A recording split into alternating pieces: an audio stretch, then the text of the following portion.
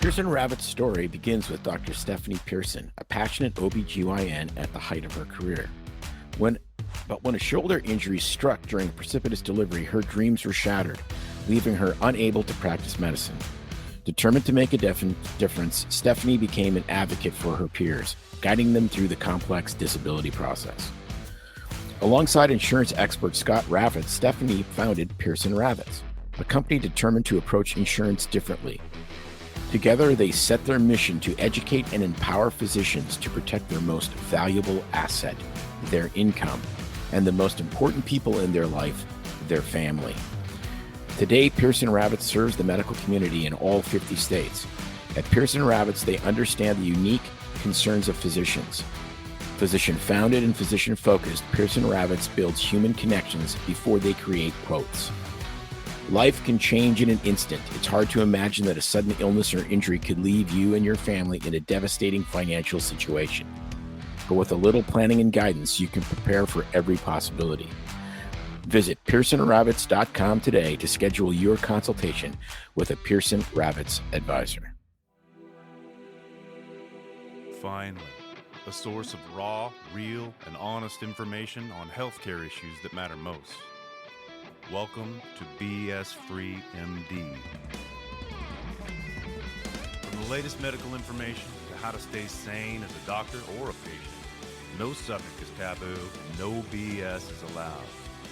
Now, let's welcome your hosts, Doctors May and Tim Hindmarsh. All right, everybody. Welcome back to another episode of BS Free MD. I am one of your co-hosts, May Hindmarsh. Tim's not with us today. Again, busy doing things, packing that U-Haul and moving stuff around as we speak. So I'm here to bring you into the show for today with our guest that we've pre-recorded, Dr. Cassie Smith, and we're talking about breaking free from the pill culture. Cassie Smith is an accomplished and dual board certified physician in endocrinology, diabetes, metabolism, and internal medicine. And in 2022, her dedication earned her a place on the top doctor list of 405 magazine. And she also joined Biote's medical advisory board, educating healthcare professionals on hormone and vitamin deficiencies. In November 2022, she established Modern Endocrine, prioritizing holistic patient care, comprehensive testing, preventative strategies, lifestyle changes, and restorative medicine for autoimmune and chronic disease. Her mission is to help patients rebalance hormones and enhance overall health. She's an advocate for discussing topics like weight loss, hormones, supplements, and thyroid issues. And in our interview with Dr. Smith, she shares how her journey in medicine led her to question the over-reliance on medications, imagine that, and inspired her to focus on educating patients about healthy lifestyle choices. She really emphasizes the need for better nutrition and exercise education, especially for children. And so throughout the conversation, Dr. Smith really shared her insights from various influencers and podcasters who have helped, influence her approach to wellness. And so join us as we dive deep into a conversation about redefining healthcare with an amazing physician, Dr. Cassie Smith. Thank you so much, Dr. Cassie Smith, for joining us today on BS Free MD. Thanks for taking the time out of your very busy Monday, as we know, for being here with us. I'm going to just jump right in and have you start by sharing with our listeners a little bit about your background. I know and saw you tell your story on one of the posts online about how you got interested in endocrinology based on your own personal story. But why don't you share your background in medicine, endocrinology, and how you got to where you are today? Yeah. So I always knew I wanted to be a doctor when I was younger. I just liked helping people. So knew I wanted to be a doctor, lived in a small town, knew I was going to medical school. Ended up in Kansas City, Missouri in medical school. loved it. I knew I wanted to do internal medicine. So, which is, the study of general practice. And so that was the easy part. But then when I was in training in med school, I kind of developed an autoimmune disorder myself. So I had some thyroid issues. And so I, was in the field that I thought would be the best thing for me to help treat all of that. But I guess I just became very frustrated over time about the fact that there weren't any really good answers for the issues I was having as far as like thyroid issues, some hormonal issues, different things like that. And so I kind of just decided, okay, well, I think I'm a specialty where I can go learn how to be a hormone doctor and then I can maybe have better answers. And so that's how I ended up going into endocrinology. So did an endocrinology fellowship in Oklahoma City. And then, during that training, also just found that I kind of got the same thing I got from the doctors whenever I was in internal medicine and just the general, I felt like it was give everyone a pill, give everyone more pills, give everyone pills for the side effects that the pills that we're giving them are causing them. I don't know. It just wasn't rewarding to me. I just, I did it. I drank the juice for a long time. I went to fellowship and then I worked for a hospital company for 2.5 years. And I did exactly what they teach you in school and in fellowship. And even though I had this degree of, I'm a hormone specialist, I wasn't really making people feel any better. At least I didn't think I was. And I was giving them a lot more medicine and a lot more cost and a lot more just, I think, mental, baggage to carry around. Like, hey, I have these 10 medicines I have to take now. And so that's where I kind of right around 2020, right around COVID, actually, I just was very unhappy with where I was professionally and personally. And I just felt like I went to school to make people better and to make people feel better. And I didn't feel like after all these extensive years of training, 15 years of training, that I was really doing that. And so I started kind of looking for answers myself, right? Because I thought I've been to a fellowship, I've passed all these boards, I'm supposed to be this expert in the field of thyroid and hormones, and there's got to be more stuff out there. And so that's where I kind of started looking for things and found a lot of information, found a lot of good people to follow and started kind of teaching myself. And so since 2020, I really kind of tried to change my perspective of medicine and what we're taught and maybe some of this BS stuff that we're taught in medicine, about maybe that isn't the best way to do things. And so I'm just really focused on learning everything I can about, thyroid disease and hormones and inflammation and just wellness. And a lot of that focus is not pharmaceutical based anymore, which is what they teach you in school, and then also just trying to teach people how to be as healthy as they can without all these medications and without all the burden of that. And so I've spent the last 3 years really just learning all I can about healthy lifestyle and what that means and following great people out there and good content and looking up research myself. And so that's kind of how I got to where I am now. And in November of 2022, I started my own practice called Modern Endocrine. And so my vision of that was just really helping people be able to live, a life where they're happy and they're healthy and they're doing the best that they can with maybe not all the things that we learned in medicine, looking more, outside the box, like sleeping well, exercising, the things that we should probably do that make people healthy, right? That don't involve pharmaceutical pills and a lot of the stuff that, is free, actually. So exercise, I tell people this all the time, right? Exercise is probably one of the best medicines in the world and it costs you nothing, completely free. I did an amazing workout this morning in my bedroom, a Pilates cardio workout that took 30 minutes and it was 100% free. It just took my body weight and that was it. I was on carpet, don't need a mat, you don't need anything. So that's just kind of where my story came from, is just trying to figure out how can I, and now I have a much better feeling when I go to work, which I'm sure you guys can relate to this, right? It's not a good feeling when you see 25 people a day and you give them all 10 medicine. You feel like, wow, they come back in 3 months and say, wow, all those medicines cost a lot of money and I'm stressed out and I don't take them and I still don't feel good. Then you're supposed to probably give them 3 or 4 more medicines. Like that's just not fulfilling. But when you see people who are like, wow, I'm sleeping better and I'm exercising and I've lost 5 pounds and I feel better, it's just a lot more rewarding. So that's kind of my story and how I got to where I am. And, a lot of it was personally driven. I just didn't like the answers that I got from doctors. So, Oh, I was going to say, honestly, the name Modern Endocrine is perfect because I think it's time to change the way we're thinking and we were talking about before we started recording, is that it's almost unique to find someone like yourself that's an endocrinologist that's looking outside the box instead of what we're taught in med school. And we were recording a podcast earlier today with someone who asked that, like, what is it about medicine where, like, why is it that we only sort of think on those along the lines of pharmaceutical as the answers? And what are your thoughts, having just kind of come from that? And Yeah. I think a lot of it is just how we're taught in school, right? So if you think back to school, which now seems like a long time for me, but it's all very system based. Remember that? Like it was very like, let's talk about the physiology of the GI tract. Let's talk about the physiology of the cardiovascular tract. Let's talk about the physiology of the pulmonary tract. It was never like, let's talk about how all this stuff works together, right? Never, at least when I was in school.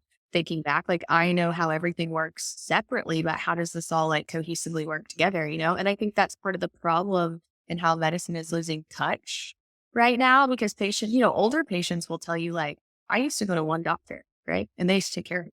Now my patients tell me I have so many ologists, like I go to 10 different doctors, right? I have a lung doctor, I have a heart doctor, I have a GI doctor, and I have you, and I have a primary care doctor, and I have a rheumatologist. And it's just kind of crazy. I mean, I guess I get that we're advancing in medicine, right? And so obviously I don't know everything a rheumatologist knows or a GI doctor. But at the same time, I think we've almost lost, we're seeing we're seeing the forest, but we've lost the tree, I mean, it all comes back together. Like we need to just be able to put everything in perspective together. And so it's like we're looking at tiny little things separately instead of all of it as one person. And so I think a lot of it goes back to our education though, right? Like how we're taught. At least I wasn't in a training program where they were like, hey, let's talk about, how all this works together. so So I as soon as you said systems, I just cringed in my right? seat You because I remember started that's where you were thinking, tempted, right? yes, Like we had a cardiovascular test and we had a pulmonary test. And it was awful. And you had like your favorites and your not favorites. I think with endocrinology, it's a little different in the fact that, we do a lot of stuff, right? So I do pituitary. I mean, a lot of with endocrinology, and maybe that's where I get this whole like holistic approach. But I just have found ever since I started learning about endocrinology, it all goes together, right? So like most of the time, if your thyroid is not working correctly, then a lot of times you have insulin issues, which that ultimately can lead to diabetes. And if your thyroid's not working correctly, a lot of times you have bone issues. So I mean, it all kind of goes together. And if you would ask other specialists, if you ask the cardiologist, I'm sure they would tell you that too. Like, hey, whenever I see people with, heart disease, a lot of times they also not only have high cholesterol and high blood pressure, but they also have, diabetes or they have thyroid. I mean, they see these things. They just don't like put it all together because I think in medicine now we're so busy that it's like, how is the best way to, for lack of a better way of saying this, like give this person what they want, shut them up and go to the next person. I mean, and it's terrible, but it's like, and we've all been there, right? I was there. It's like, I have 30 people to see and I'm 20 minutes behind. And if I just give them a drug, then I can move on. And that's, it's not a good way to live your life feeling from my perspective as a professional, but it's not why we went to school, it's not why we went to school. That's not why we are doing what we're doing. And so I think, what we don't teach in school is how to like step back and actually look at and listen to people, right? Because like when I was in internal medicine and I was rounding in the hospital, your attending wasn't like, hey, go talk to that patient in 301 and see how they're feeling. Your attending was like, hey, 301's labs look good. They passed all, their troponins were great. Go discharge them. It was never like, how are they feeling? What are they, right? That's what you got. It was 301 looks good. Get them out of here. 315 looks good. It was all just, you were setting at a computer, looking at labs. It wasn't like you were talking to the patient, you were touching the patient, so I think we just get that ingrained in our head. Right. And so when I got out of fellowship, that was ingrained in my head. And it took about 2 years before I really started like, I was on a computer all the time. Like, and then finally in 2000, when I switched my practice, I was like, this is insane. I'm not going to do this. I go in and I sit next to my patients and I have somebody scribe for me or somebody. And I might look on the computer for things, but like, I want to talk to you. I want to listen to you. I want to, because you can't help someone if you're not hearing what they're saying. Right. So I'm curious because this business is what, 2 years old now? 3 years old, I guess. My business. Yes. Well, so I had my own practice, but I was with kind of a partner in 2020. And then I just completely left and did my own thing in November. But I've been doing what I've been doing for about 3 years. So how has the public responded to that? I mean, I think okay because I'm busy as I want to be. I'm as busy as I mean, I have referrals I turn down every day. I mean, so I think good. I think people want to be heard, right? Like, if you, I mean, I don't know. I'm trying to think of a good analogy, but people want to be heard, right? They want to be listened to. Like, you don't want to walk in somewhere and feel like you're saying things and people aren't listening. So I think it's been good. Well, if you're as busy as you want to be, then I think that says about Right. well, I'm as busy Yeah. as I want to be. Some days I'm busier than I want to be. I don't have a problem getting patients. I have a lot of self referrals. So I'm only been doing this 3 years. I mean, I've been out of fellowship for almost 6, but I would say that's pretty good, right? yeah, I think that's great. I mean, it is interesting though, the forest and the trees, because I read a really great quote from a physician on Twitter who's a psychiatrist, and he said, we've had 20 years of peak psychiatry. So that's, I mean, probably a little bit more than that. Prozac came out in the early 90s. Um, and he said, but we have 30% higher risk of suicide in the United States than we did. So something isn't working. We have this explosion of chronic illness. And I think what we've done is we've taken the acute disease model. So, like infectious disease, cancer treatment, trauma, those things are all very, amenable to a disease model. And we've tried to ram that same model in chronic illness, and it doesn't work. They're really two separate things. Somebody that's a type 2 diabetic has a metabolic disruption largely from what they're eating and what they're doing. It's not, but yet it's a disease. And so we try to treat it like they have a pneumonia, which is, an event that you can treat. You treat it a certain way, it goes away, and then you do the next thing. And then from the biopharmaceutical industry, nothing is greater than chronic disease, because now you have people on drugs for the rest of their life. And now you have, it's great. Like you give somebody Zithromax for pneumonia, they're on it for 5 days. You start treating people with these exotic, peptides and all of these other drugs, as long as they keep eating garbage and stay obese and don't exercise, you have a customer for the rest of their life. Yeah, I know. And you make a really good point, and I think that's so true. It's very frustrating. Yeah, I mean, we're missing the ball. Like chronic disease in this country, you're exactly right. We're instead of trying to, change people's lifestyle, we're not getting better to your point. Like, and that's across the board. It's not only psychiatry, but like we spend more money every year on health issues.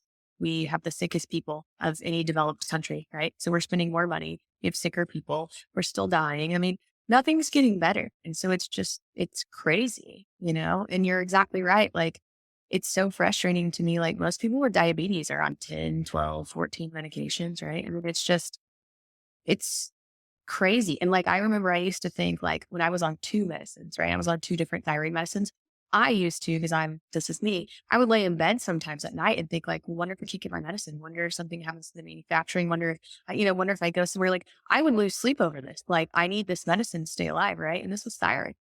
I wonder if I go to Mexico and I forget it. Wonder if I can't find it. But I mean, this is just it's insane. I can't imagine doing that over 14 medications, right?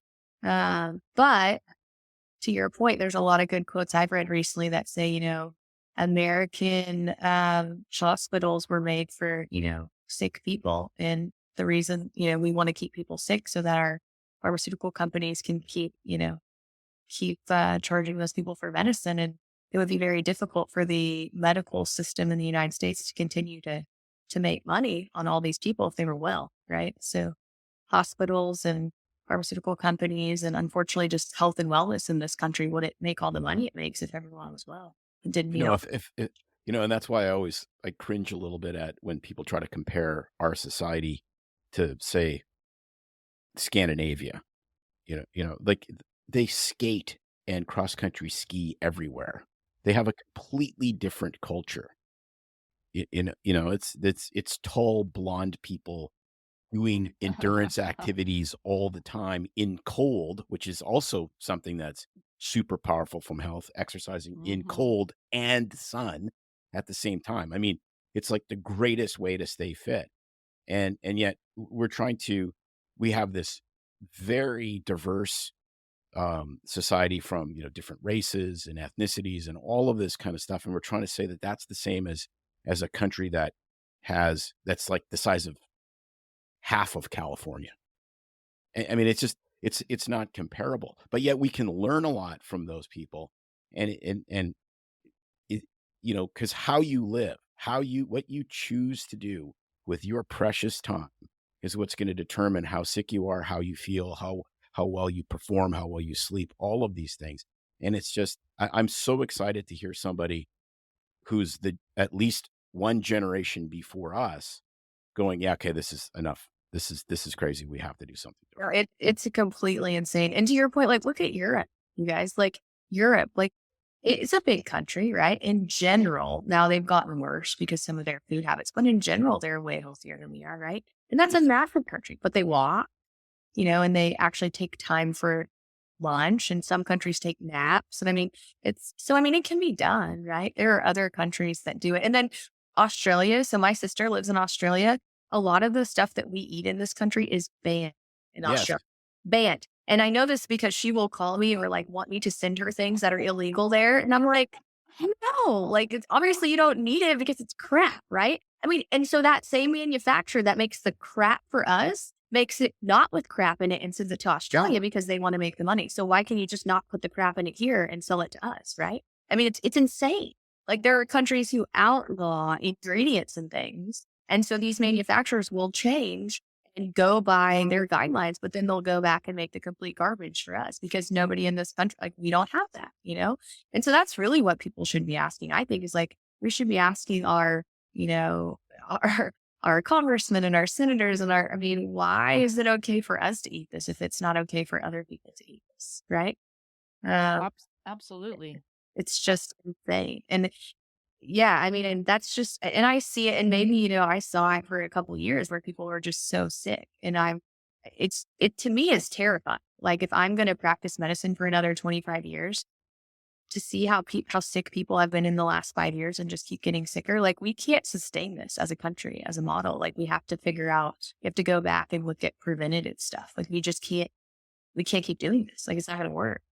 And Well, so, yeah, and you can do it so much less expensively. Like, you know, you don't need to see like I have bitched about this like crazy with all the mandates and the metrics and so forth that we do in primary care. Is don't make me a health coach. I'm not a health coach, I'm a doctor. So I can tell somebody that they should have a certain diet and exercise a certain amount. I can do that one time, and then I should be shipping them off to a health coach because a health coach costs a quarter of what it costs to see me, and they're way better at being a health coach because they went to health coach school or they developed this, counseling skill that I don't necessarily have. And it was wild. Like we paid a very high. I've run 12 marathons. I've been super active my whole life. Did a lot of action sports. And May's like, okay, I've had a couple injuries. I can't run as much. It's like you gained weight, do something. So I hired a trainer. Well, why did hiring a trainer make a difference? I don't know. It's accountability. It's, some explaining some things in a way that helped me understand better. And then May hired the trainer and we got healthier and it was expensive. But then I look at what I had a patient I saw in urgent care as a telehealth visit. The guy's A1C was, I don't know, it was like 9 or 10. Clearly what was going on wasn't working. And I totaled up all of his medications and it was $1,800 a month of medications that weren't working when you could spend that one time for months of personal training that would have a far better or outcome. meal prep, or yeah, I mean, anything. So No, I'm curious, because we were talking today, and trying to come up with thoughts and solutions because we think that educating people and having trainers and someone to provide, I don't know, dietetics information to really make lifestyle modifications is huge, so that they don't end up, on your doorstep needing professional help.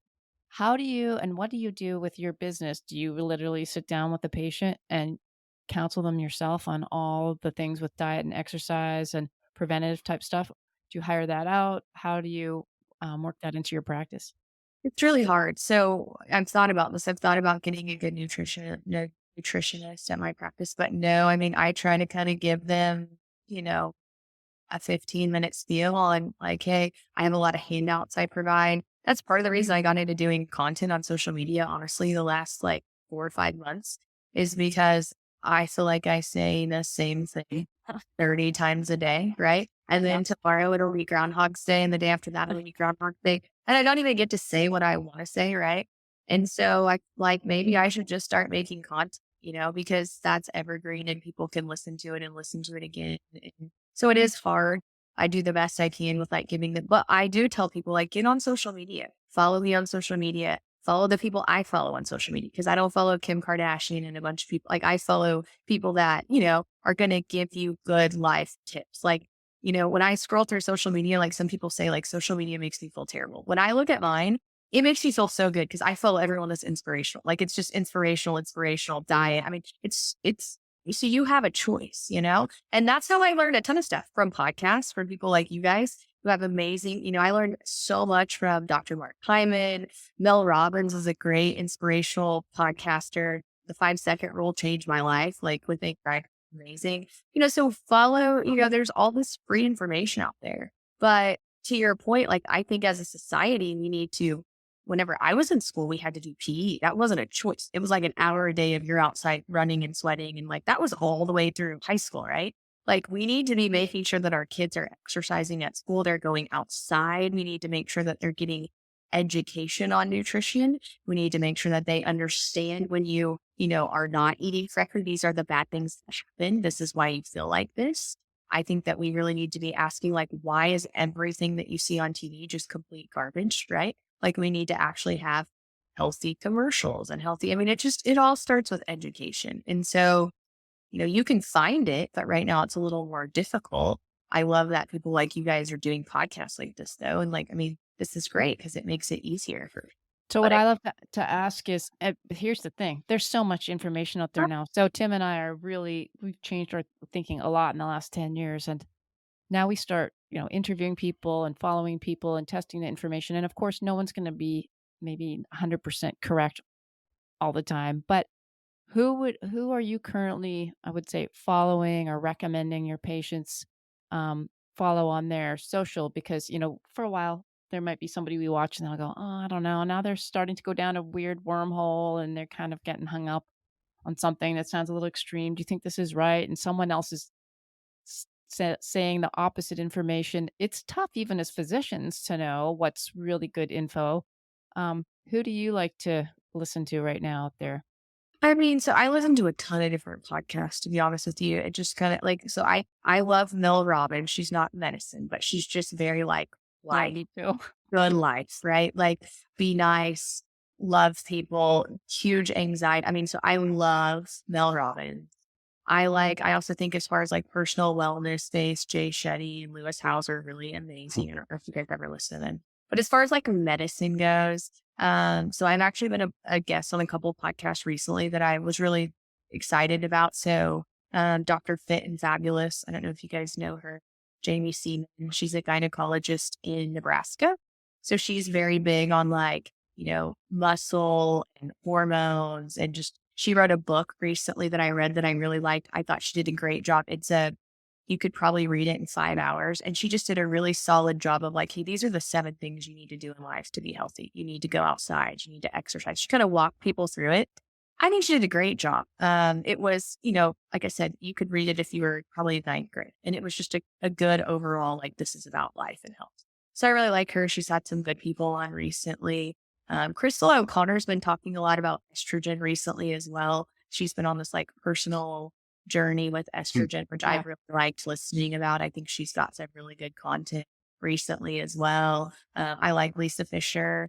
So she's got some great stuff about insulin and fasting. But I kind of just, there's a lot of people I listen to. There's a lot of stuff out there. I don't have a ton of followers. So if you go to my Instagram account, it's modern endocrine at modern endocrine _. I have less than 300. All the people that I follow, I think are pretty solid. Because if there's something that I don't resonate with, or I think this is not good for me, my therapist has taught me to say that that's okay and you can get rid of that in your life. So I prefer it. right? So I have a phenomenal therapist. And so if I'm following them, then I think they've got good content and they're, putting good stuff. So there's, That, that's a That's perfect. that's a really good tip, yeah, especially for younger yeah. physicians that are already media savvy. I mean, I can't believe how many times I have seen a patient and said, "Okay, I'm giving this is shameless self promotion. Here's my card for the podcast. Go to this number episode and listen to this guy because what he's talking about is exactly what you need, and you can sit there, listen for an hour and 20 minutes at your leisure as you're driving to work or whatever. You can listen to it 10 times, but do what he says." And I have had some wild success because people can listen over and over again. They go, "Okay, I got to try this. This makes sense to me." And if it doesn't work, that's fine. They come back, they see me, we debrief. It's unbelievably powerful compared to the old days. When we had paper charts for most of our career, and like you write out a note, they can't read it. They don't, it's So that's what I tell people is just, you have a choice of what you surround yourself with, right? And so I just try very hard to make sure that what I surround myself with is positive, at least when I can.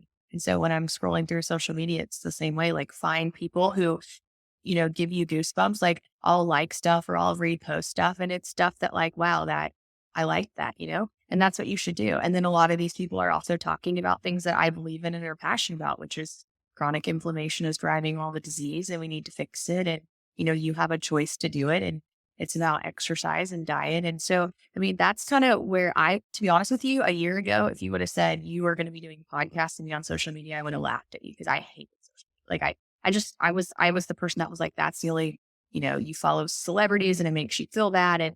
But then when I went on there and started learning some stuff, like there is a lot of really good information out there and it's a way for people to learn a lot of stuff. And so that's why recently I've spent a lot of time making a lot of videos and just trying to help people because I know there are people that don't have this information. So, I spent 6 or 7 hours last month recording videos about hormone and thyroid. And then I just spent yesterday on Sunday on my day off, 8 hours recording, stuff that we could cut up and give to people just because I have people who ask me questions and they want good information. And so I hope that at least gives them something, you know?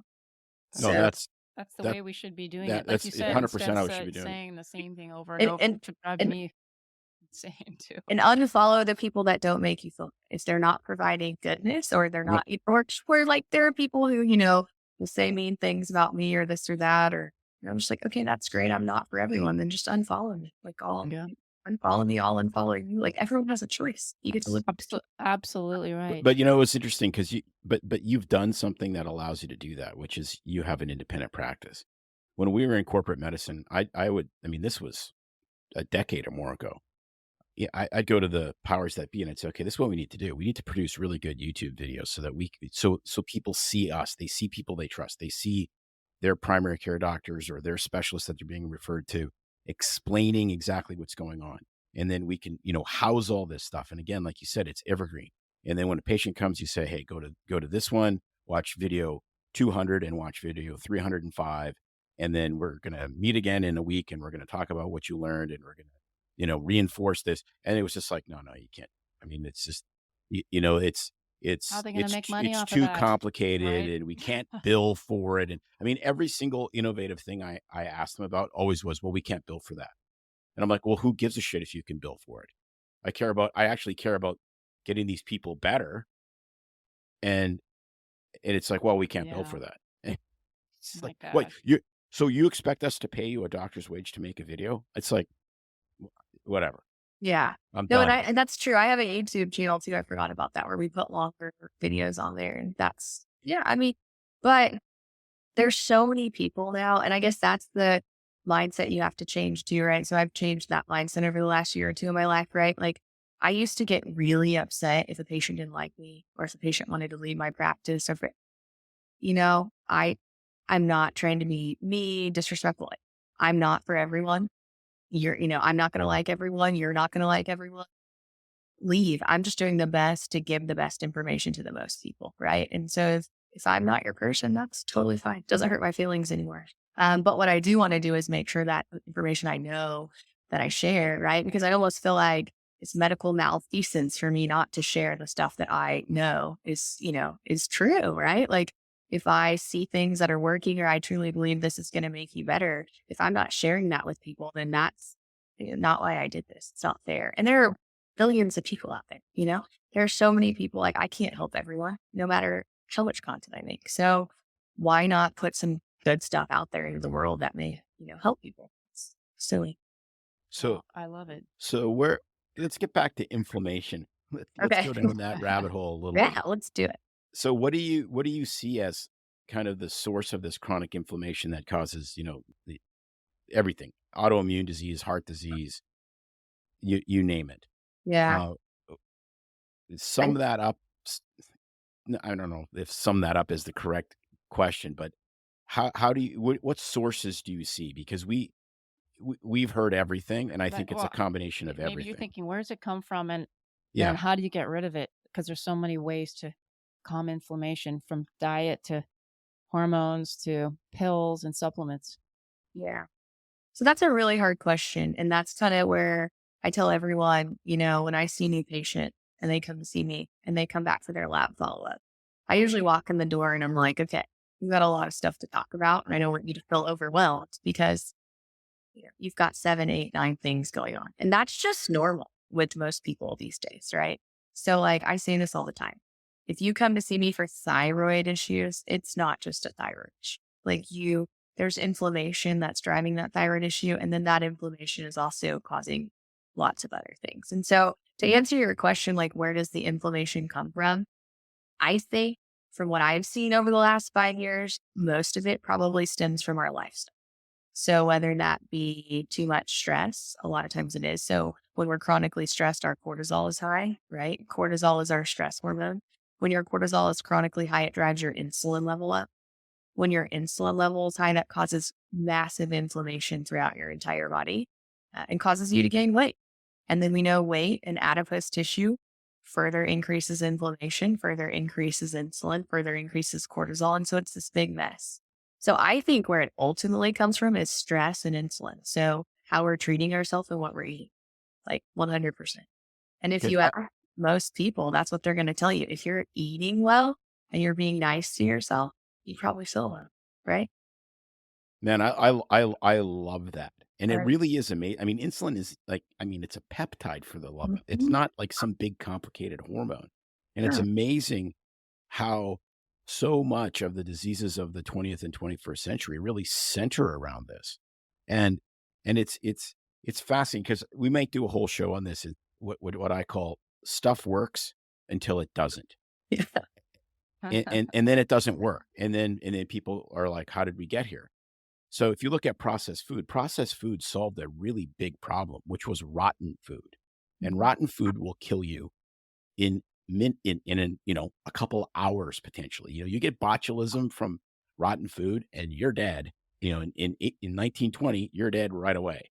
You get a cholera epidemic in Memphis, because Memphis had cholera epidemics every single year until was it George Waring decided that it was a really good idea to have black and gray sewers. So they separated the water. So when they had a flood, not everyone got cholera. I mean, those things are really bad. So processed food helped that. Now we've traded we have sanitation and all of these really great things. We've traded acute illness for chronic illness, because once the industrialization of food became really, okay, let's make it more efficient and more efficient. Then we add more crap and more seed oils and more Make it junk easy. food, and Here- then now it's an inflammation explosion from actually something that started when it originally started was actually not a bad thing. It solved a lot of problems, but it works. Processed food worked great until it didn't work anymore. Right. And that's kind of where we are now. Yeah. And like I tell people this all the time, it's easy and it's cheap, right? But it doesn't mean it's good for you, right? So just because it's easy and cheap. But yeah, I think that's where it all stems from. And so, the scary thing, I tell people this and they look at me like I have 12 heads. 93% of the American adult population in this country is insulin resistant. 93%. So there's a 7% club. And I tell my patients this all the time. I want you to be a part of the 7%. 7% of us walking around in this country are metabolically healthy. And that's probably even a high estimate, I would say, because I look at these numbers all day long, right? So I look at fasting insulin levels and cortisol levels and ANAs and CRPs on all my patients. Like, I know how inflamed you are when you leave my office. It's very rare. As a matter of fact, last month, I saw one patient all month that had an insulin level less than 5. And I see about 300 to 400 people. So I saw one that had an insulin level of 4.4 last month. And that's even, Mark Hyman will say maybe fasting insulin should be 3 or 4 if you're really metabolic. I think 5 is reasonable. So I saw one. So here we go. Is that a bias because obviously of what you do? You're in endocrinology. People are coming to you because they're unwell. But how do they get the numbers for the whole country based on the 93%? I'm just curious. I wonder if they come up with that. I think they just look at, all comers. And is it a bias because I'm an endocrinologist? Maybe. But, I see a lot of what you wouldn't think were unhealthy people, right? They come to me just for hormones. So like, hey, I see a lot of, I'm 50, I'm 40, I've gained 5 pounds. I don't want to. But I mean, they don't look like they're not obese. They're not, but I will tell you, and it's mostly women, right? Men aren't as vain as we are, but it's mostly women that are transitioning through menopause. And menopause is a very inflammatory state. And when you're going through menopause and you're lacking estrogen, and you're lacking testosterone, your inflammatory markers are usually very high, and that causes your insulin to be. So it's crazy because I will see these women who are 120 pounds, and look like they're just fine, but they're full-blown menopausal and their insulin levels are high. Wow. And they're cortisol because your body's like, I want that hormone. Hormones are good for you. I'm curious, especially in that age group, and because we've done a bunch of shows on hormone replacement, but so you said usually the driver is stress, and then that causes your insulin levels and cortisol to go up, and then your insulin. So what happens in menopause? Is it because I'm thinking multifactorial, but your estrogen and testosterone drop? So then, you're getting hot flashes and you're not sleeping and things change. So is that the stress that is the initial driver? Would you say it's a combination of that plus the hormones dropping that then causes your cortisol to go up? Because, we're hot flashing, we're unhappy, we're not sleeping well.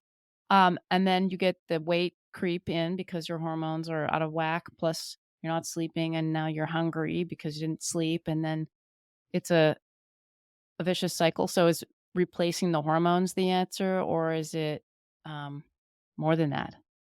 Yeah. So I think replacing the hormones is the answer. So think about this, right? So let's take women, for example, right? So we go through puberty in 13, 14, whatever. And then we have these, ideally soaring levels of estrogen, at least 1 week out of the month, right? 300, 400, 500, and we feel great when we're teenagers and 20, and think about this when you're pregnant, right? So women that are pregnant have estrogen levels 500, 600, hugely astronomical. And a lot of women will tell you, minus the fact that they, gain weight or that they have a little bit of nausea, which goes away after the first trimester, most women feel pretty good when they're pregnant, right? I mean, it's not like a terrible, and so estrogen makes you feel good. Your brain needs estrogen.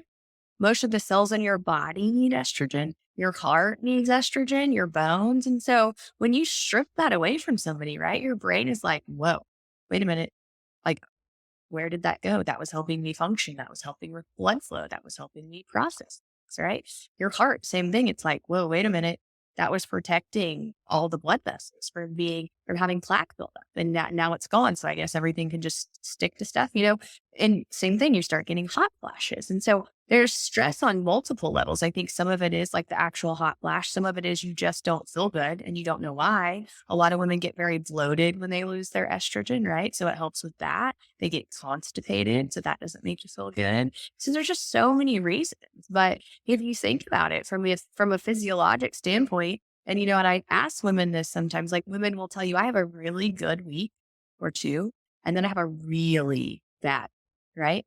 And if you draw labs on those people, usually those really bad weeks, they have no estrogen. It's like when they're estrogen cycle. So I have to tell you a story, and I'll keep it HIPAA compliant. Okay. Um, uh, I saw a patient, and she had an oophorectomy 20 some years ago. And then she had some stressors in her life, and her mood got crummy and whatever. And so she sees the various physicians and just kind of trundles through the system as people do. And I just looked at her and I said, "So did anybody ever do hormone levels on you and see what was going on?" And well, the gynecologist told me that if I had hot flashes to give him a call. And I said, "Well, every single symptom that you've been suffering with for the last 20 years can be explained by the fact that you have zero sex hormones." Yeah. And I said, "We'll get some labs and we'll try to figure all this stuff out, and we're gonna, work together." And you just sit there and you just kind of go, like, how is this possible? Like we interviewed David Rosensweet, who's one of the grandfathers of hormone replacement. Um, and he said, these are the most potent biochemicals in human medicine. Why do we ignore them when stop having periods, or you're a 60-year-old man or whatever? And I was like, exactly. It should be one of the first things we think about, not the last thing. Right. No, it's so true. Like it's crazy. And so I think a lot of it, and the other crazy thing too is like now I see these young girls, 20s, 30s, that have no estrogen, like they have infertility issues, right? They're having low estrogen levels. I mean, I see so many people with infertility issues now. And if you look, a lot of these people, these young girls have hormone imbalances. And, it's sad because I see them all the time where they've spent $50, $100, $150,000 going to reproductive endocrinologist trying to get pregnant. And like, I saw one today and I looked at her labs and I'm like, you're never going to keep a baby because your estrogen's 19 and your progesterone's 0.6. So let's just start there before we even talk about anything else, right? And oh, by the way, her thyroid was out of whack and her folate was low and her insulin was high, by the way. And I mean, she had other issues, but let's just start with that. Like, how are you going to hold a baby when your estrogen's 19? It's crazy. And so, yes, to your point, like, why are we ignoring these things when we know from a physiologic standpoint, like that doesn't make sense, Well, and part of it, I think there's a regulatory issue that's just completely insane. Testosterone is a No, controlled substance. Yeah. Like, who is the freaking genius that came up with that idea? I mean, it's not stenazolol. It's not veterinary, Ben Johnson steroids from the '88 Olympics. I mean, like, for the love of God, it's a normally produced hormone that that men and women have to have. It's like, come on, man. I mean, give me a break. Correct. No, I know. And I prescribe a lot of testosterone to men and women. So imagine how difficult that is. Because it's all me and DD, and it's very frustrating. Well, But let's hope that changes soon because people are wising up. I mean, you're hearing about it a lot more. Hormone replacement is becoming like now a very common thing to talk about. So I'm hoping But that regulation sorry to changes. Oh no, go ahead. interrupt my beautiful wife, but there's another piece to this puzzle too, because I think what happens sometimes, and we've kind of noticed this with some of our patients, and is hormones aren't a secret bullet. They're part of the solution. You still need to do the exercise. You Right. still need sunlight. You still need appropriate amounts of the right kind of salt. You still need the appropriate diet.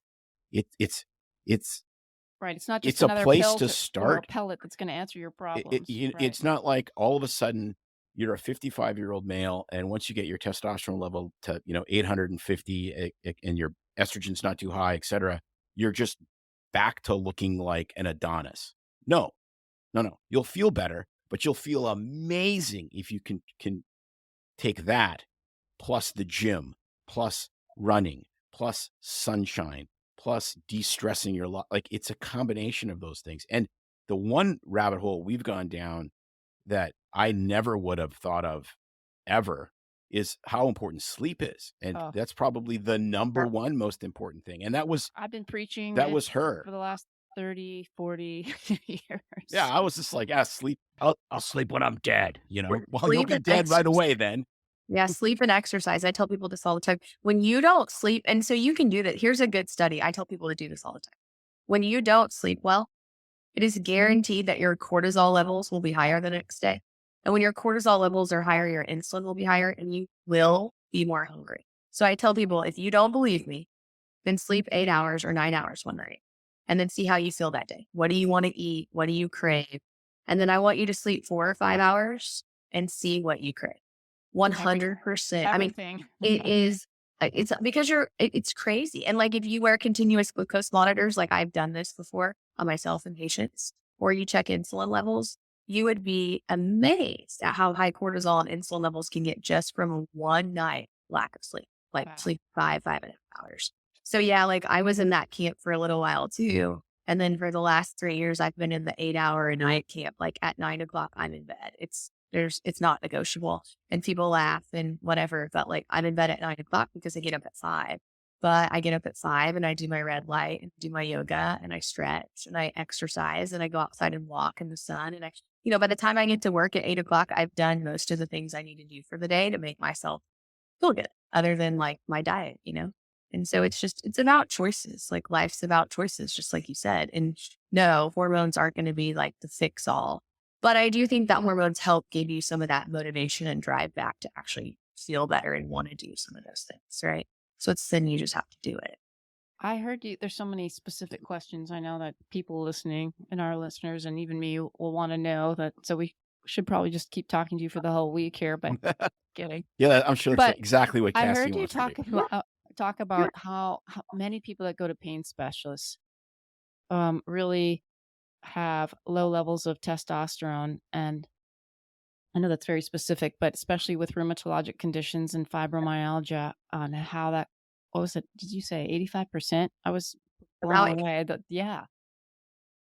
And so I'm just curious about that. Like for me and Tim, fibromyalgia has always been one of those really difficult diseases, diagnoses with patients, because it's so hard, because, you don't want to give them narcotics and these people hurt really bad.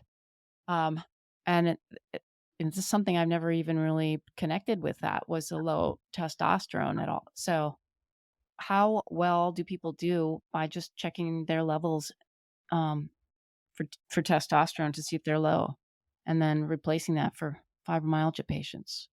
I think for pain, it does help a lot. And like to your point, it's not going to be the end all be all. But the thing that testosterone does, it's going to help with muscle pain. It's going to help with joint pain. But the other thing it's going to do, the other thing is muscle mass too, right? So if you get rid of some of that fat mass and you make muscle mass, that in itself. So adipose, I see this all the time. Adipose or fat is an endocrine organ. Your fat cells are part of your endocrine system. Yep. And guess what? Those fat cells are making really bad things. They're taking your estrogen and they're making estrone. Estrone has a 5 times affinity for the alpha receptor in your breast. So that increases your risk of breast cancer, right? So you're making bad estrogen, and then you're making insulin and you're making cortisol. And so all those fat cells are more predisposing you to more inflammation and more cortisol. The more inflammation you have, the more cortisol you have, the more inflamed you're going to be, right? Because insulin is an inflammatory component. And so there's a lot of ways that testosterone help with muscle pain and joint pain. But that's one of the things that for sure, pain. And then the other thing I see a ton is anxiety. So estrogen and testosterone help women and men, but women especially with anxiety. It's so crazy. So like 50-year-old women, 45-year-old women, they come to you, and I'm sure you see this a lot. Like, I'm super anxious. I'm depressed. I don't feel good. My doctor put me on Celexis and Volta, Prozac, whatever, right? And then they come to me and they're like, I'm on Prozac and now I'm getting fat. And then also I can't sleep. So they gave me Trazodone. And, it's just like they just stuffed 27 pills at him. And if you just listen to them, like, you're going through menopause. All you need is some estrogen and some testosterone, it's so insane. And what's crazy is like, I feel like Prozac and all these things, this was just almost, they were made to just like shut women up. It was like around the time women started going to doctors, like we didn't feel good. And so it was like everyone just pushed pills on us, SSRIs. And really what it was is we were going through menopause, and that's just what doctors learn is like, oh, you don't, I don't know if you guys see it, but like almost everyone I see that's come from a primary care doctor, it's like, well, I told them everything they told me and they try to put them on SSRI. And it's like, Yeah. they're not depressed and crazy. They should have hormone issues, like it's unbelievable. Well, I don't know. I don't know if you remember this, but they actually made. I want to start swearing, but I won't. I'll be too. I'll be more respectful of you. But they took Prozac and relabeled it when the patent ran out, and they called it Serafem. Yes. So Serafem. So really, and then That infuriates me. they got. You're right. And it's crazy though. It gets worse. And they got the indication for menstrual related dysphoria, so premenstrual syndrome. So you take 40 milligrams of Serafem, which was just fluoxetine, during, your bitchy period of whatever. And that literally what it was. It was like, shut her up. She's cranky. It's her period time. And we'll name the drug Serafem. And I'm like, it is so wildly offensive. And it was marketed like crazy. Yeah, give it to all these women that are feeling crap during their period. And, and I'm just like, I look back now and you just go, it's horrifying. And that wasn't that long ago. That was like 2005. Yeah. And if you think about it, those women are probably the women that were lacking estrogen. And so then when they are on their period, their estrogen is even lower. And so if you would just fix that, they wouldn't need any of this, right? Like it's just very, yeah. And then, and then the women that they give this to start thinking, well, maybe I am crazy because that's what they've been told. And then they can't sleep. And so then they give them something else. And then that makes them want to eat everything. And it's just like this vicious, it's just this mean, vicious cycle, right? Of like, we're just giving you another pill to treat the whatever the side effect from the pill I gave you initially, instead of really sitting there and thinking, like listening to the patient and everything that they're saying and thinking like, well, this is this is kind of happening right around the time that you're no longer having normal periods. And, oh, you're also a little bit high. Just using our brain, right? Thinking outside the box.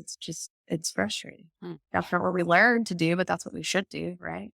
We are many scientists, right? Well, we're supposed to be, but we're supposed to be like little, almost like little detectives, right? Like that's how I look at it. Like people come to my clinic a lot of times and they'll say like, I'm a mess. I came here because nobody can fix me. And so everyone says you're the doctor that can fix me. And it's almost like, okay, challenge accepted. And it's not that I'm that intelligent. It's not that, it's just that I listen and I can like put things together, right? And it's not difficult, right? It's just, okay, let me listen to every symptom you're having. Let's figure out how that all plays together and then go from there. But it's just, that's not what we're taught to do in medicine. I know. And I don't understand why. Is it, I don't know. I mean, you guys tell me, is it, if you think back, I've thought back, is it because the pharmaceutical industry kind of dictates what we learn in med school? I don't know. Yes. I don't know I don't know. I don't know the answer, but it's. I think, because, my father graduated from medical school in 1958. Sure. And he practiced for 43 years. And so I had an insider view as a little kid seeing what he did. And he did everything. So he did a 1-year rotating internship. And then he did tons of anesthesia because there was no anesthesia residency in Canada at that time in the late 50s. And he just became really good at it. And so he did anesthetics for 2/3 of his career before all the board certified people eventually came in and they're like, well, we're not letting this family doctor do anesthetics anymore. He was so skilled, he diagnosed a patient with a pheochromocytoma in his office and went to the head of anesthesia and said, maybe you should do this case. He goes, no, you're better than the rest of us. Just do it yourself. And so, that case wouldn't be done. That case would be done in a quaternary care hospital where somebody was hyper specialized in that kind of disease. Yeah. And literally, it was the family doctor with a 1-year rotating internship that just learned his entire career. His entire career, he just kept learning and learning and practicing and learning so that he could do these unbelievably complex things. Yeah. And we've lost that. It's diagnosis X. Like, I think there's nothing in medicine that the two craziest things in primary care that drive me the most crazy is gigantic doses of insulin for type 2 diabetics, because it just makes them fatter, and statins. Statins make me actually make my head explode, literally make my head explode. Me Because too. you have a cholesterol of X, you get dose Y. It's never, what is the evidence? What is the side effects? What is this going to do? It is a seek and destroy mission. This number is a little high. Yeah, that's There's a pill for that. trained. You're right. And that's just completely. I had a lady who was 95 years old that was still on statins, and she was as clear as a bell. She was this beautiful British lady, and I asked her, I said, "Why are you on this?" "Well, I'm on this because my doctor says I have high cholesterol." I said, "Sister, you're 95. You win. You win. Yeah. I only prescription I'm going to write for you is whiskey and cigarettes. You can do whatever you want to, right? Right. You've won life." Yeah. She's just like, "This is great. How can I see you?" And I'm like, "Not taking patients." 2 points to that. Number one, I have a 90-something-year-old lady who I took off her statin too because I was like, you want it life. This might prevent you from dying in 15 years. Who cares? My second point to that, though, if you want my head to really explode. So, let's talk about statins in women for just 1 second. So that infuriates me. So all the studies in women, basically, there aren't any. They extrapolated data from men. And so there's no good studies in women. And so we just put women on statins because we extrapolate that from men. However, there's been studies published, one recently in a cancer journal, that showed that if you're a woman and you've been on statins for 10 years, you have a 96% chance of developing breast cancer over your lifetime. But nobody wants to talk about that. And the pharmaceutical company definitely doesn't want you to know that. And so if I have a woman that's on statins, I try to tell them that. And they're like, well, but what about my cholesterol? I'm like, well, there are other ways we can fix your cholesterol. Hormones are one of them. But that data was extrapolated from men onto women. And it just, it infuriates me too. So we could talk about statins for an hour. But Well, no, but yet doctors like us, primary care doctors, are scared absolutely shitless of prescribing estrogen because of the steaming pile of crap that is the nurse's health study. Yes. yeah. Yet we'll give them all statins, Right. which is work. And what's crazy about that, Randy's like, hey, guess what? I have estrogen flowing through my body. I've had coursing estrogen through my body. I've had more estrogen in my body than you could give me, right? Than I could swallow. But yet you're scared to give me that. I've never had a statin. Let's just shell that stuff out, right? Have all of it. That's what my brain has been in that exact space for the last 10 years as I've, gone through menopause and I go to gynecologist and my doc is like, this makes no sense. I've had this hormone in my body for however long and now everyone's afraid. We've been afraid to prescribe it. It just is mind boggling. Your levels are so high when you're pregnant too. That's what drives me. People will be like, it's not healthy. When you're pregnant, your estrogen levels are soaring. What do you mean it's not healthy? If it's not healthy, so if you're going to say estrogen causes cancer, then everyone that's pregnant, everyone that's grown in a womb has been exposed to a large amount of estrogen. Is everyone going to get cancer? This is the dumbest thing ever. Really? We've been telling people not to be pregnant because it's dangerous to your health because your estrogen's so high. Yeah. So it is. What's yes, pregnancy, multiple pregnancy. The women that have 5, 6 babies. It's protective against most of these cancers. 100%. And guess what? If you are on hormones and you do develop cancer, you do better than the people who were not on hormones. And then a lot of those women go back on hormones and do just fine after. Despite what the oncologist, and God love oncologists, I guess, but I am so frustrated with those people too. Read some literature. You want to give people chemotherapy and radiation. And in some cases, yes. In some cases, sure. But some of these people, do not need chemo and radiation. What they need is, for you to actually read some literature and give them real advice. And so that's just, it infuriates me. There is a place for chemo and certain things and radiation maybe, but there's definitely a place for not. And there is definitely a place for hormone therapy, and I get fired up about this. I say I'm going to give a TED talk about hormones and cancer because it just infuriates me. I don't know if there is one out there, but if there's not, I should get one because you should. There's not good information.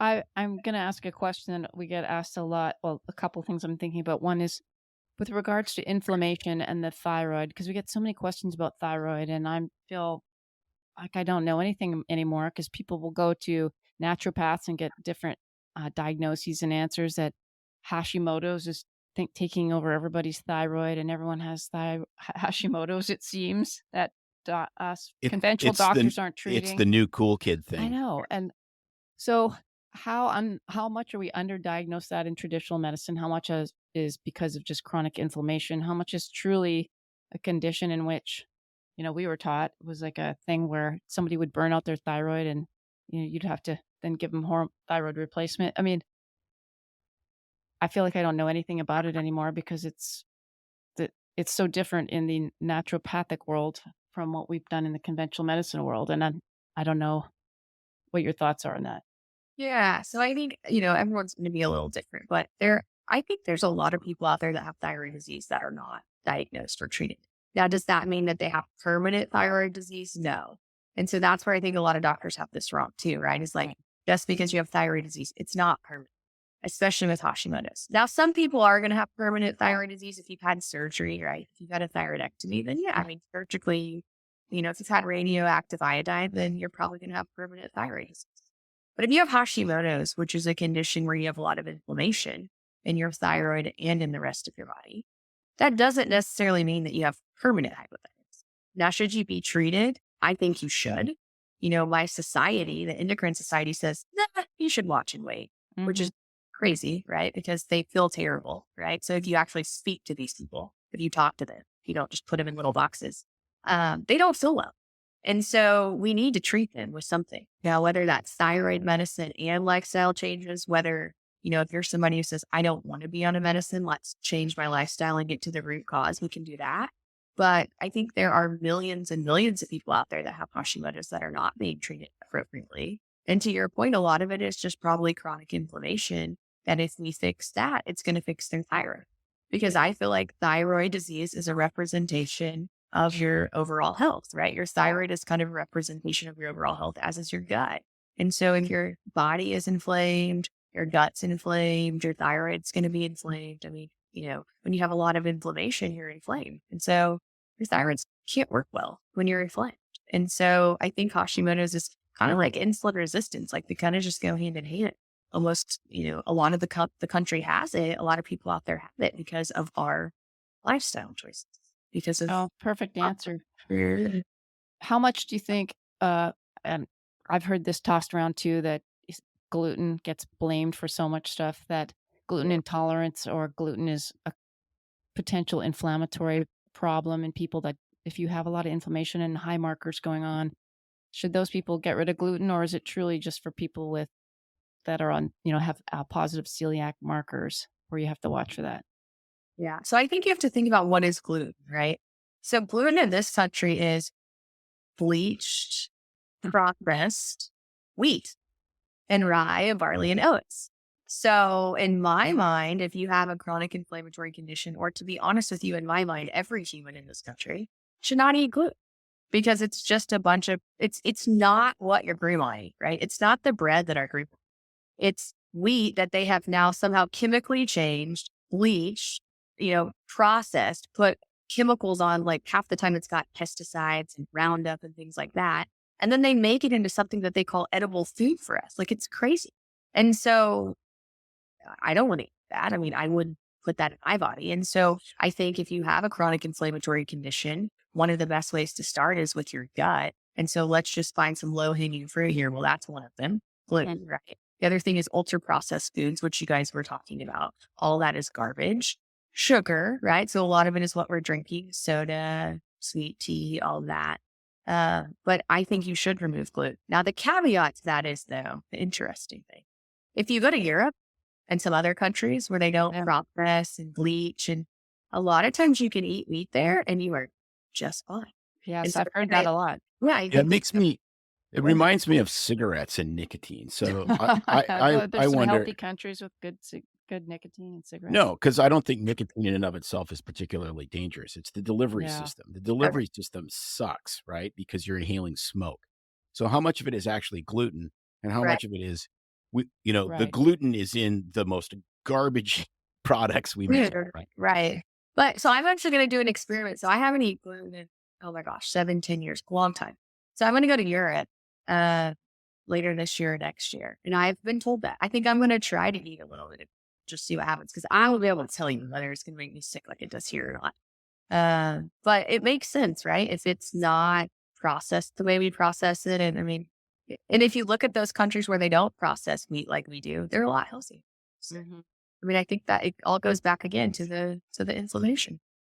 What's your thought on Ozempic? And And Oh, you pulled the pin on the I grenade, know, didn't you? right? We have 5 minutes left, right? Yeah. So did you see we were fascinated when, was it Peter Attia? There's this news clip. He was on Megyn Kelly's show and he was talking about I think a study that he saw that came up I that think it people, might have been a study that he did, I don't know the but I'm study, not. but how people that are losing all these massive amounts of weight on Ozempic are actually losing far more amounts of muscle mass loss compared to fat loss, and whether that's true, and what are your thoughts for the future of that?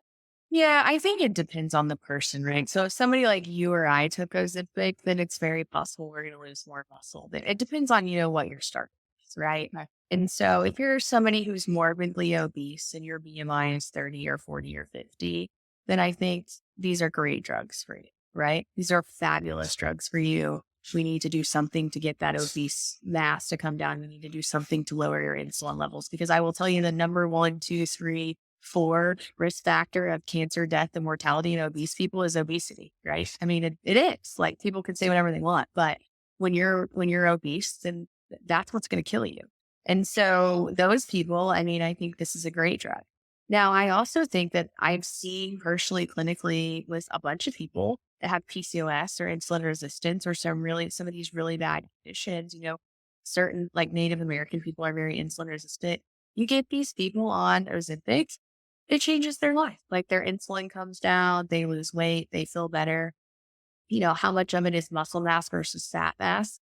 It's going to be hard to say, but then that's going to be up to the practitioner and the patient too, to know like when is enough, right? So like, I think that if you're losing fat mass, then it's good as long as you have fat mass to lose, right? If you're taking it because you want to lose 3 pounds and you already weigh 115, you're probably not doing yourself a favor because you're going to lose muscle mass. And I am very pro muscle. So I lift very heavy things all the time. I posted something yesterday. I was very proud of my workout. I lifted 17,182 pounds yesterday in my work. Yeah. So I'm very pro like make muscle, but so I think it depends on the person. Like that's not fair, but I think they're great drugs. But I also tell patients too, and this is the key. This is not a fix it, like you said Yeah. earlier. And like, this is not the magic drug. This is the drug to help you get on the right track, like to help you not eat a bunch of crap, to help you start exercising. But you can't just take this and keep going through McDonald's drive-through, sleeping 4 hours a night. I mean, that's not going to change anything, right? Yeah, And what so, worries me is all these, we see a lot of small clinics, they're already doing some cosmetic procedures, and so they have health professionals, nurses in there that now can do these injections, and they're giving people the shots or Well, it's like it's add on to an aesthetic yeah, clinic, and I'm just kind of the like, whoa, slow down. Let's pump the brakes on that one. yeah, I mean, somebody needs to be monitoring that. Somebody needs to check your lab. right. Somebody, but if somebody's, checking all that, checking insulin levels, I mean, I think, Can you get patients off it? Let's say you have like a great success. Somebody loses 60 pounds. They're not, their insulin resistance is essentially gone. They're off their other diabetic meds. Are they on it forever, or can you take them off of it or do they just go back to where they were? that's a good question. No, I've had a lot of success stories actually in my practice. So as long as you change your lifestyle, and that's what I tell them, as long as you keep intermittent fasting or, you're trying to watch your carbs, I've had a lot of people lose a lot of weight and not gain it back and have come off and have done really well. And have So come off, have yeah, come off. completely off. It's No, all that's about super. a mindset, it's about a mindset for sure. That's super encouraging because I can think of one patient in particular, and this person has done very well so far. And kind of the negotiation we had was, I need to get to a certain point, and that's going to keep me, you know, focused on my diet and exercise. And I said that's fine.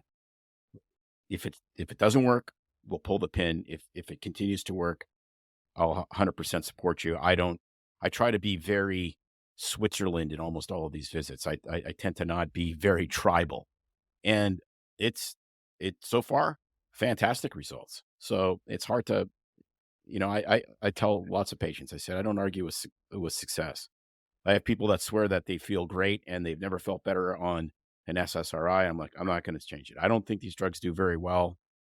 You know, that's the gestalt from my experience. But if you feel great, I don't think it's harming you particularly. So Yeah. And I think a lot of people that take these feel really well because their insulin levels come down. And so once your insulin level starts to come down, you do feel better. And so everyone's different. But yeah, I mean, I just tell my patients this is to help you get you going in the right direction. There's some actual natural supplements you can take that help increase GLP-1. I have one that I kind of helped formulate.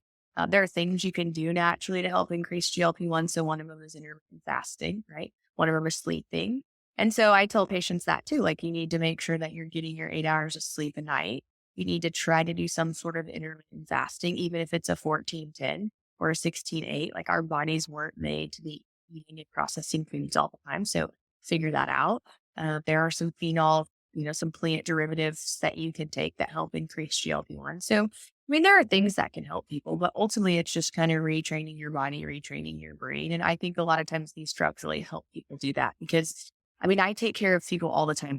Very bad diabetes, very bad insulin resistance. And it breaks my heart. I mean, I truly believe them. They will tell you, I am starved all the time.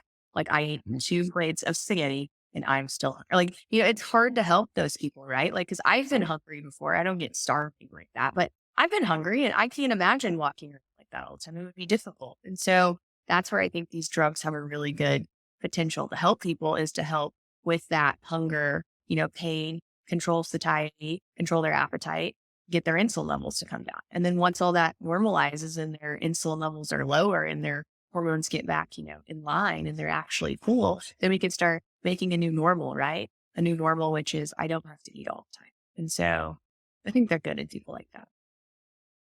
Wow. I'm just thinking we need to have you back on because there's so many more questions and Yeah. thoughts. Yeah, like from bone health and the importance of, activity and to all the diabetic things. But I'm going to just say thank you so much for being here.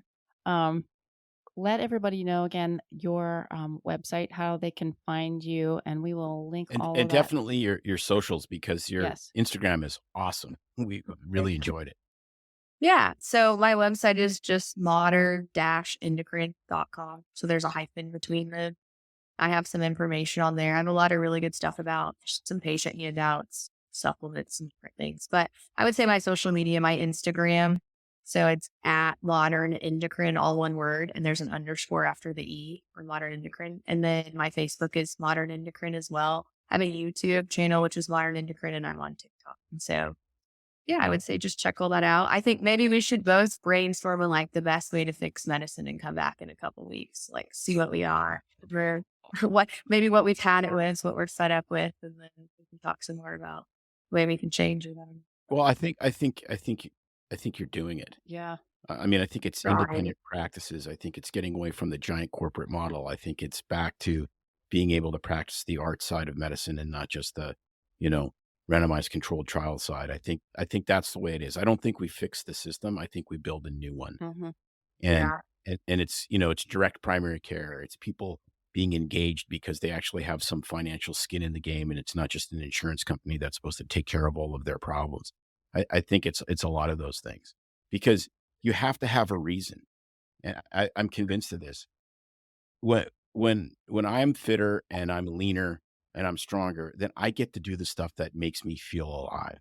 And that's the bottom line for me. I get to go and water ski with my buddies at our tournament lake, and I can actually do it without needing oxygen at the end of a single pass because, because I'm strong and fit. And that's what keeps me going. Cause when I've slid, I had a couple of knee injuries, and then I gained 15 pounds, and I'm like, man, I never want to go back there because, because I have a reason to not go back there. And I think a lot of people need to, it's like, what do you love and what do you want to do? And we're going to help you get there. We're going to help you get you back fishing, back hunting, back hiking, back whatever it is. I think that's just a critically important piece to the puzzle. Yeah, no, that's 100% true. That's why I started trying to find all these other answers too, right? Because it's like, I want to feel well because when I feel well, then I get so much stuff done, right? When you don't feel well, it's hard to give to others. It's hard to help others. It's hard to do anything whenever you don't feel well, right?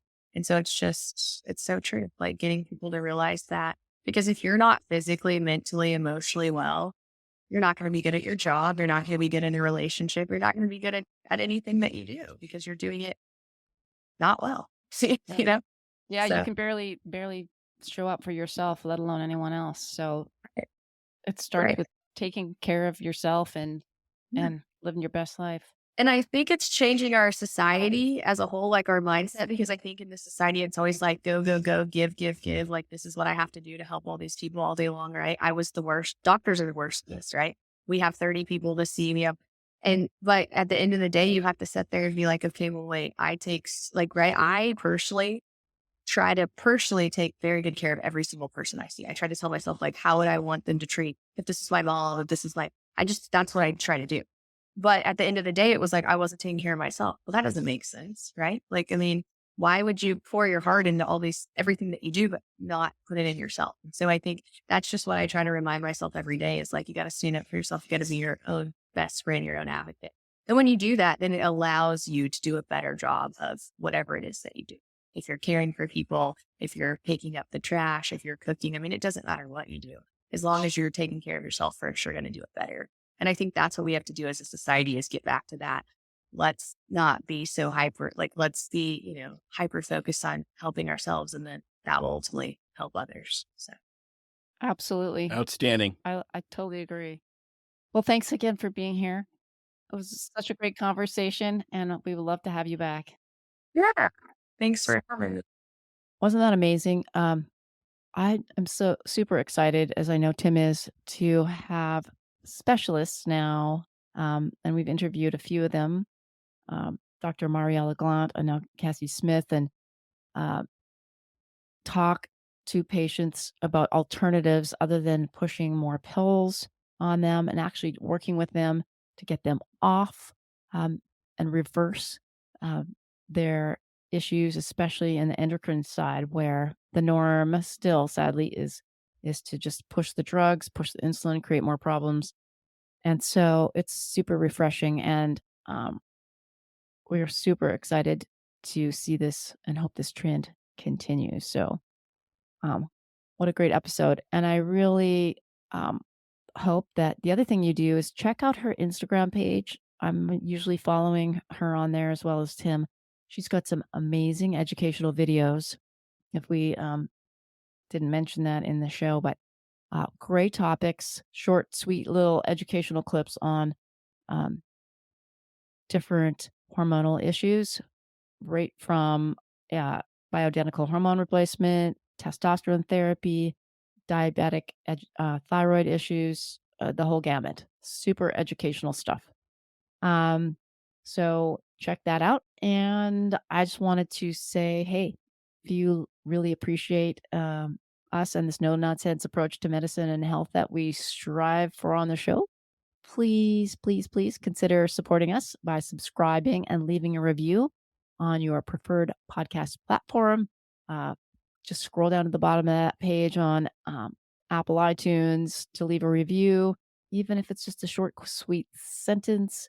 It really does help bump up the algorithm and get us seen. So, if you have just a moment as soon as this podcast is over, just do it. I think, sometimes we get too busy, but I do that for other podcasts that I like and listen to. And I'm like, yeah, that's my little way of trying or being able to support you. So remember, the truth about health and wellness can sometimes be buried beneath layers of misinformation. That's why, we're here to try to bring you the facts free from the noise and confusion, and appreciate you being here. So until next time, thanks for being with us. And as always, before I take off, I don't want to forget the shout out of the week, which I usually do. It's hi to our followers, Kimberly and Marty H. We agree with you that oh my goodness, that video that we took of Tim and the beaver's tartar sauce, which was so outrageous. That beaver's tartar sauce is good anytime. So happy you agree with Tim and appreciate you engaging with us on our social media. You're a true sport, and thank you so much. All right, everybody. We hope you subscribe to our newsletter for some fun backstories, photos, and also guessing now our photo of the week and answers on DuckTales. So see y'all next time. Now, a final word from our sponsor. At Pearson Ravitz, they understand that life can change in an instant. It's hard to imagine that a sudden illness, injury, or catastrophic event could put you and your family in a devastating financial situation. Physician founded and physician focused, Pearson Ravitz builds human connections before they create quotes. Visit www.pearsonravitz.com today and embark on a journey of safeguarding your future. It's no secret that medicine is a bit uptight. That's why Tim and I created BS Free MD to mix things up a little and have fun in the process. Besides, we are having these exact same discussions all the time, so we thought we might as well invite everyone to the party. If you really like us, you can get plenty more and maybe see one of Tim's cool tattoos on our Instagram or Facebook pages at BS Free MD. See you next time.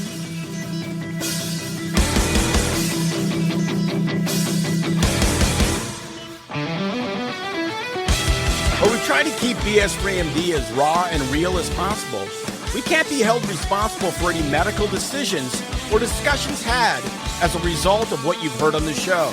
We know, bummer. But the truth is, we really do care about your questions.